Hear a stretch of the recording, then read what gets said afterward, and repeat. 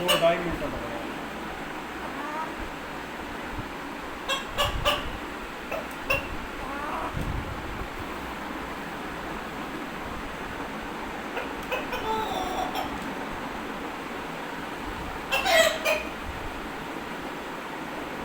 थोड़ी हल्की मेरी गाड़ी आवा दे फुल फुल करना।